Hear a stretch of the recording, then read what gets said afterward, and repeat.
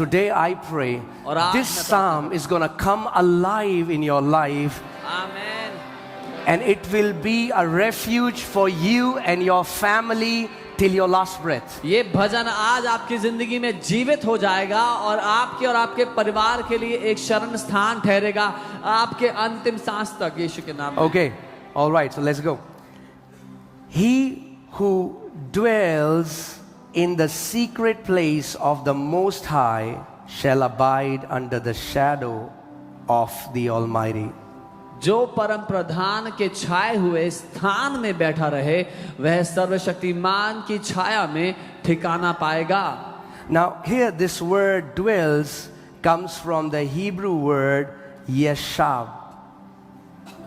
यहाँ जो बैठा रहे जो शब्द है वो यशा शब्द से आता है। It means to remain, इसका मतलब है ठहरे रहना, to lodge, बने रहना, to take residency. या घर बसा लेना।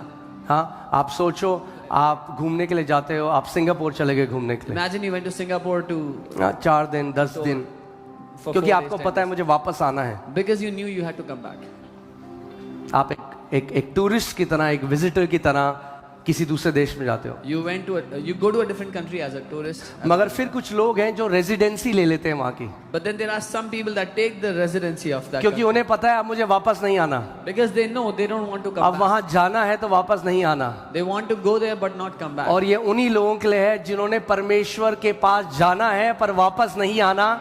इन्होंने रेजिडेंसी ले ली है परमेश्वर के साथ। This is for those who have to go to God and not come back. They have taken permanent residence with Him.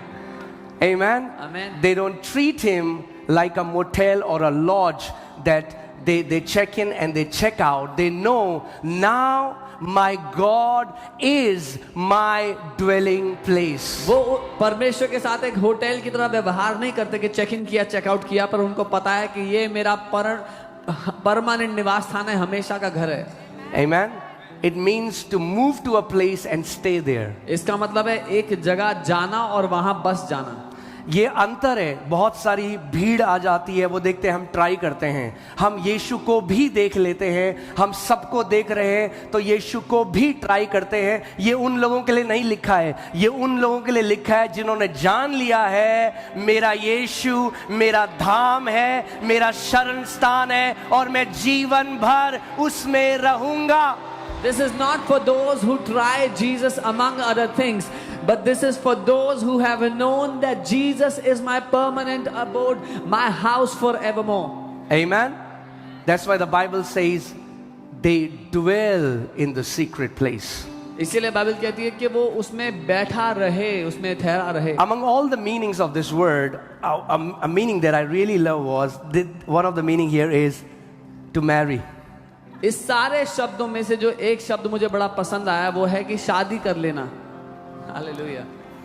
How many know that he is the bridegroom and we are the bride? कितने जानते हैं कि वो दुल्हा है और हम उसकी दुल्हन है। और जब एक दुल्हन और दूल्हा शादी करने जाते हैं वो जानते हैं अब मेरे जीवन में इस व्यक्ति को छोड़कर और कोई भी नहीं, और आखिरी सांस तक मैं वफादार रहूंगा अपने पार्टनर के। And when a bride and groom they marry, they know that this is the only person for my life and I will be faithful to them till my very last breath. And that's what it means when I dwell in His presence. He is my Lord, He is my husband, He is my father, He is my helper, and there is no one else that I will turn to no matter what.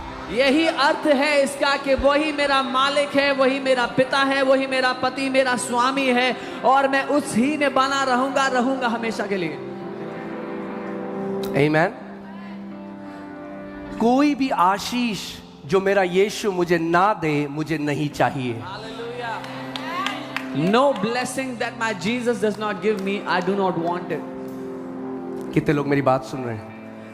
अगर उसकी तरफ से नहीं आए तो ना आए ज्यादा अच्छा है।